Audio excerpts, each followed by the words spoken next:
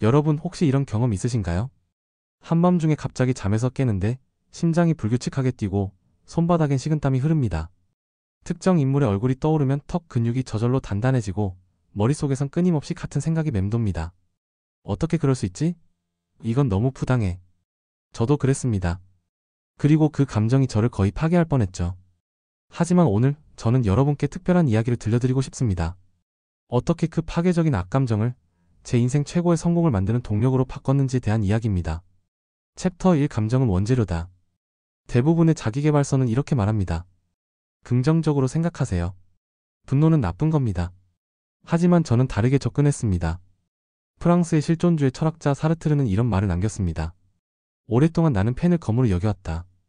병약했던 그에게 펜은 세상과 싸우는 무기였습니다. 저에게도 악감정은 제거해야 할 독이 아니었습니다. 그것은 강력한 원재료였습니다. 로마의 철학자 세네카는 동생에게 보낸 편지에서 분노의 본질을 철저히 분석했습니다. 감정에 휘둘리지 않으려면 먼저 그 감정을 객관적으로 관찰해야 한다고 말이죠. 그래서 저는 제 감정을 해부하기 시작했습니다. 작가들이 쓰는 보여주기 기법을 활용했습니다.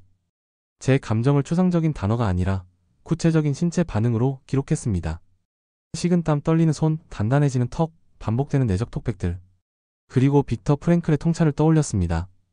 아우슈비츠 수용소에서 살아남은 그는 이렇게 말했죠. 자극과 반응 사이에는 공간이 있다. 그 공간에 우리가 선택할 자유가 있다. 제 악감정의 진짜 원인은 무엇이었을까요? 단순한 개인적 모욕이 아니었습니다. 제가 믿던 원칙이 훼손되고 제 가치관이 부정당한 사건이었습니다. 그 순간 깨달았습니다. 이 감정은 단순한 충동이 아니라 뭔가 잘못됐으니 바로 잡아야 한다는 강력한 신호였던 겁니다. 이제 이 원재료를 가지고 무언가를 만들 차례였습니다. 챕터 2 서사를 설계하라. 여기서 제가 활용한 건 놀랍게도 소설 작법이었습니다.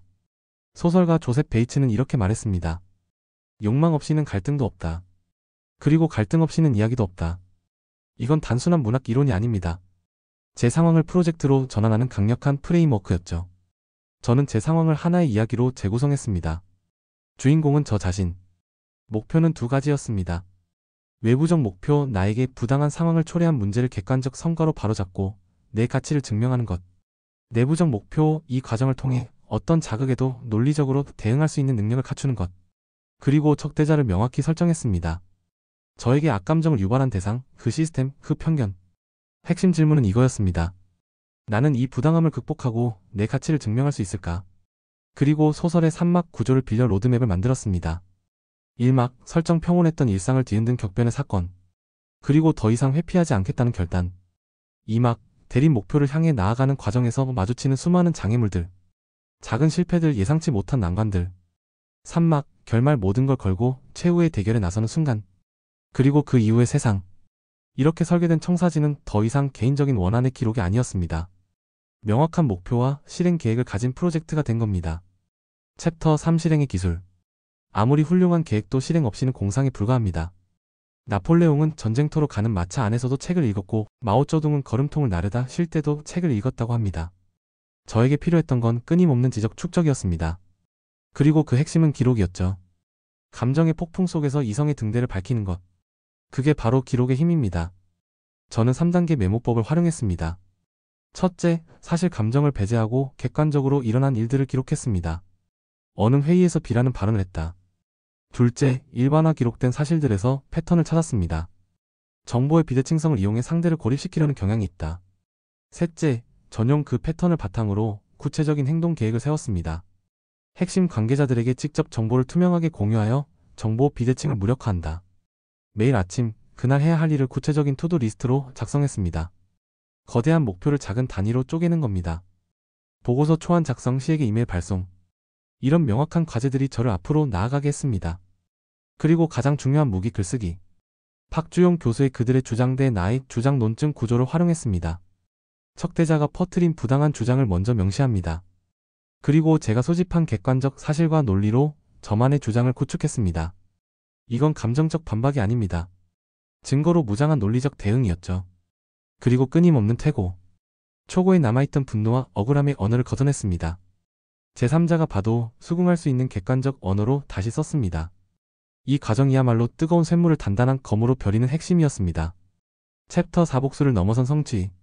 그래서 결과는 어땠을까요? 먼저 외부적 목표는 달성했습니다. 제 논리와 근거로 만든 결과물은 적대자의 주장을 무력화시켰습니다. 주변 사람들로부터 객관적인 인정을 받았죠. 이건 감정적 승리가 아니라 사실에 기반한 명백한 성공이었습니다. 하지만 더 중요한 건 내부적 목표였습니다. 저는 더 이상 외부 자극에 충동적으로 반응하는 사람이 아니었습니다. 문제를 분석하고 서사를 설계하며 체계적으로 실행해서 원하는 결과를 만드는 전략가로 성장했습니다. 이게 그 어떤 외부 성공보다 값진 자산이 됐습니다. 그리고 마지막, 객관적 가치 창출. 조선시대 허균이 홍길동전을 통해 부패한 시스템을 비판하고 새로운 비전을 제시했듯이 제 과정과 결과물은 비슷한 어려움을 겪는 다른 사람들에게 하나의 선례가 됐습니다. 개인의 복수에서 시작된 동기가 공동체에 긍정적 영향을 미치는 가치로 승화된 겁니다. 아우트로. 찰스 벤 도레는 이렇게 말했습니다. 이해하기 전에 동의하거나 반대할 수 없다. 제 여정도 그랬습니다. 악감정이라는 맹목적 반응에서 벗어나 먼저 상황을 깊이 이해했습니다. 그리고 논리와 서사로 체계적으로 비판했습니다. 마지막으로 개인적 복수를 넘어선 객관적 가치를 창조했습니다. 이해, 비판, 창조.